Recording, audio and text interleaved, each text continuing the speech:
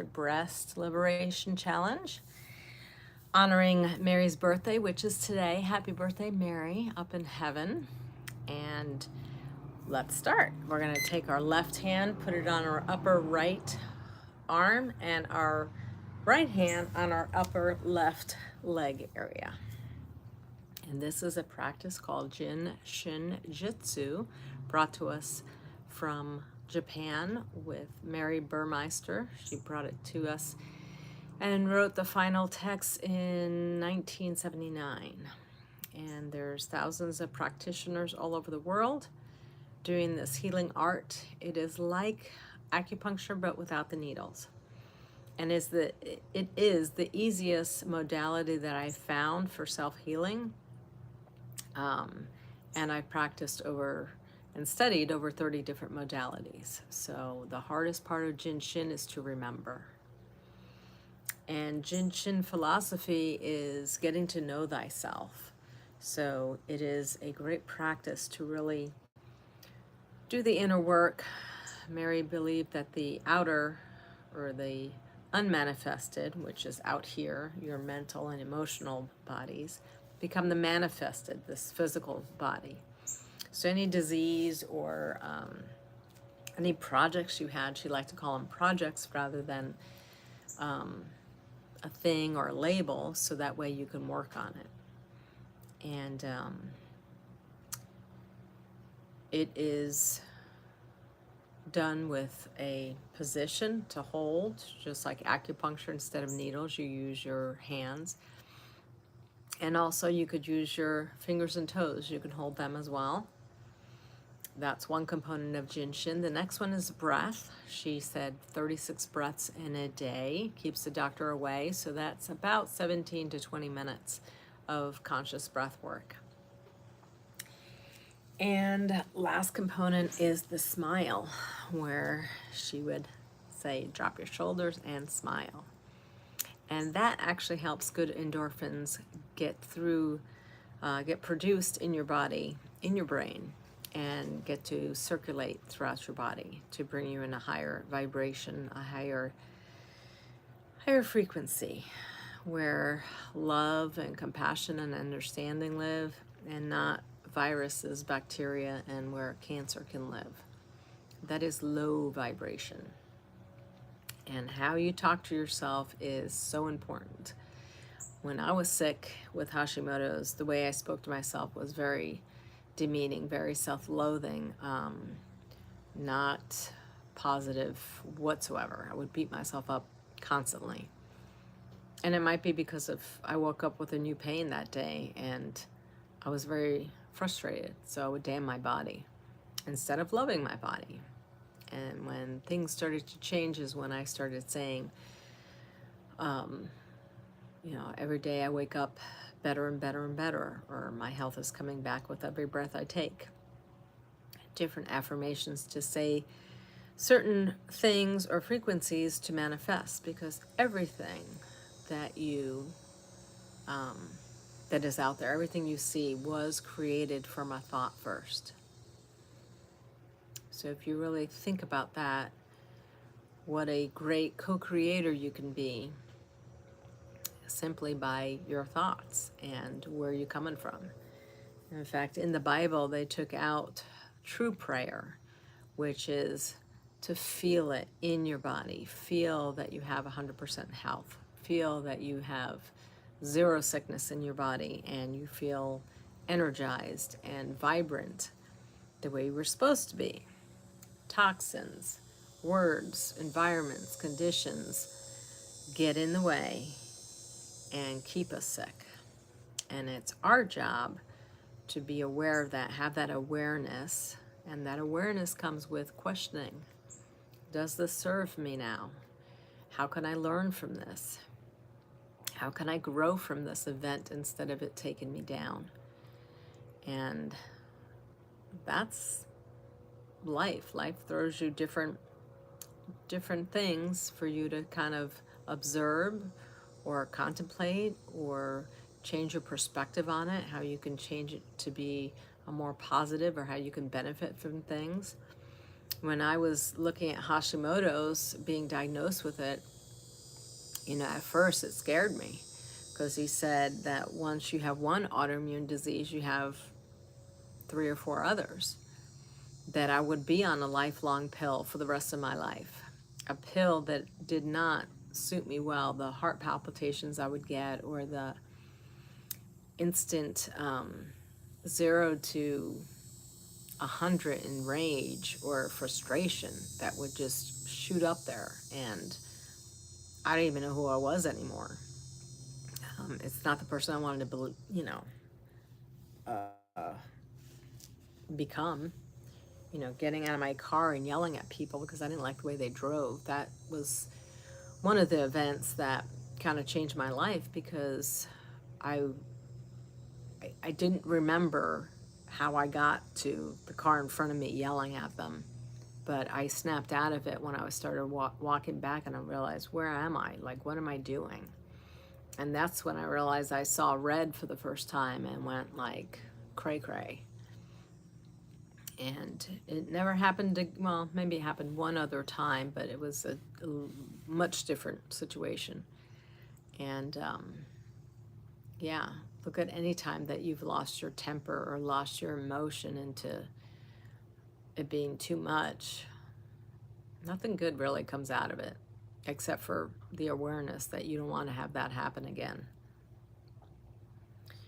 So there's no manual on how to live. Well, there's some books out there. Napoleon Hill wrote some really good books, and some ancient texts that really get to the meat of life and what you can take away from this little short life we have here.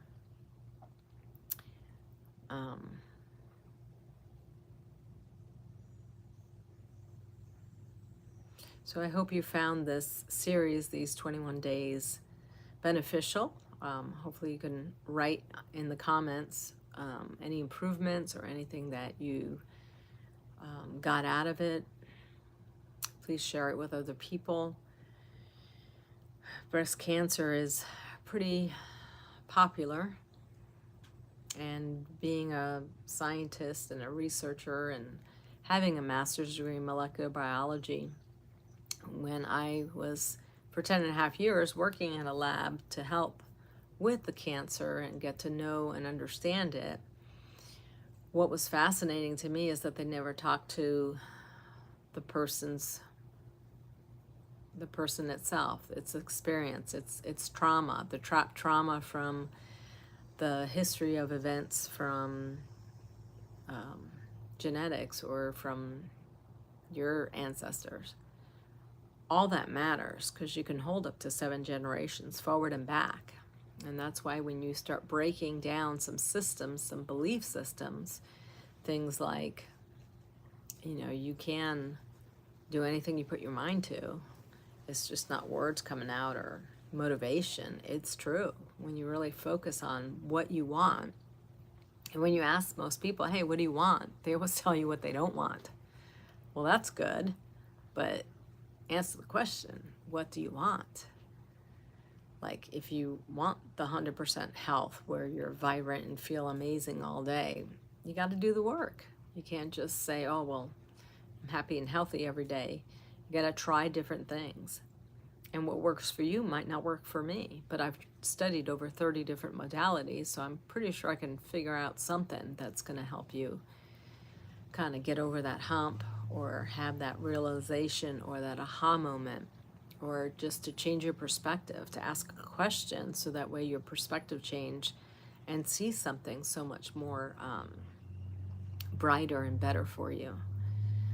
Dean Graziosi says, take your message into, or your mess into a message.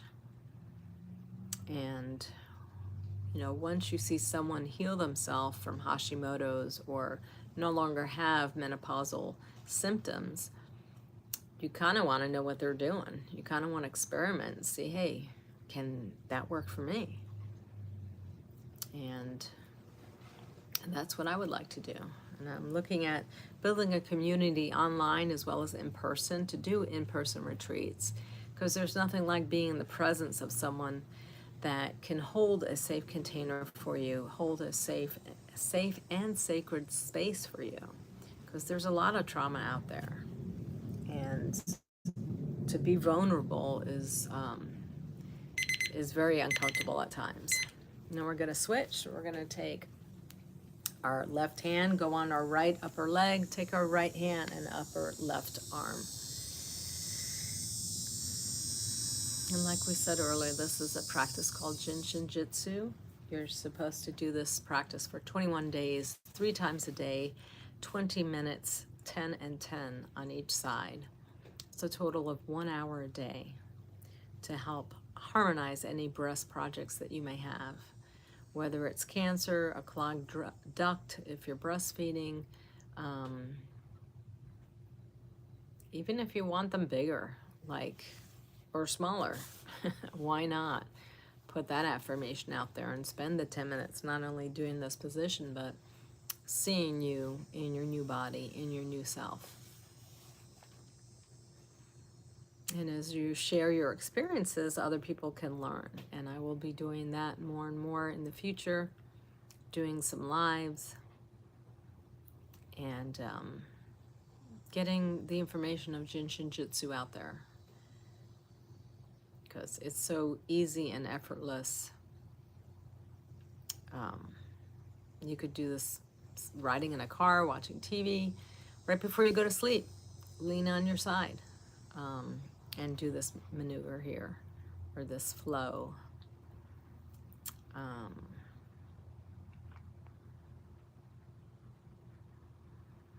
And going outside is always helpful because of the nature, the sounds, the air, the clean air breath that you can have outside, just seeing everything, the abundance of leaves, of grass. When you surround yourself around that, you realize how infinite everything is and how abundant everything is. And when you're in that frequency, it feels really healthy, really alive. And if you're not waking up every day feeling joy like it's Christmas Day for a 5-year-old, then you need to be doing something a little different. I didn't think it was possible to wake up in that joy state all the time.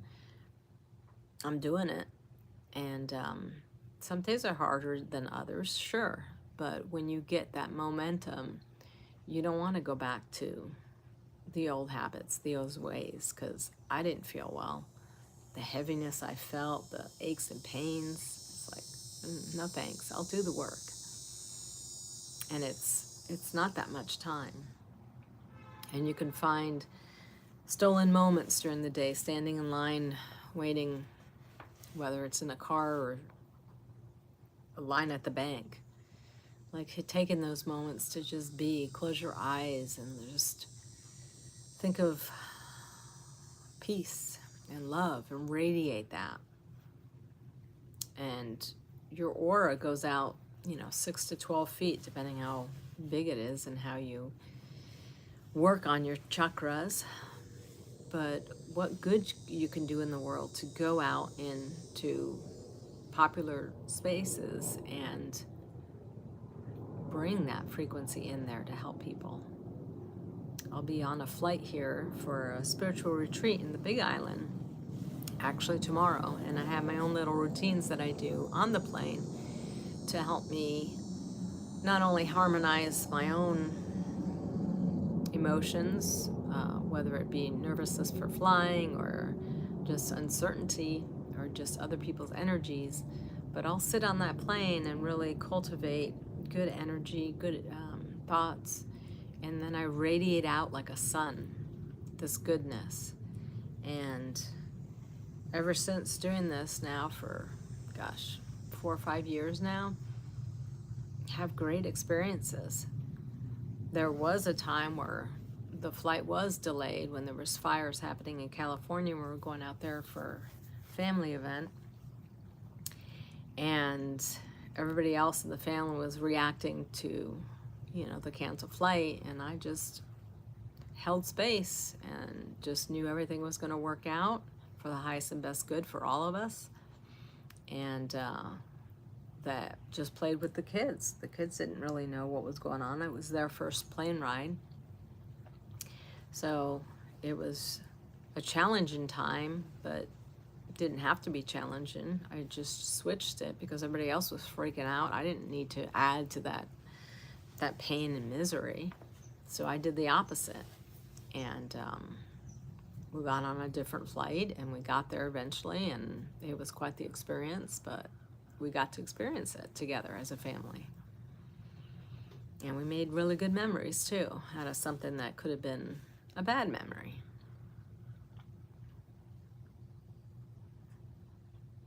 So I wanted to take these next 4.5 minutes, to thank everyone that showed up and that did the work, because it's your effort that makes a difference, not necessarily mine. I can give the information out there on a video or on LinkedIn or post, but it's you actually taking the time to do it that makes a difference.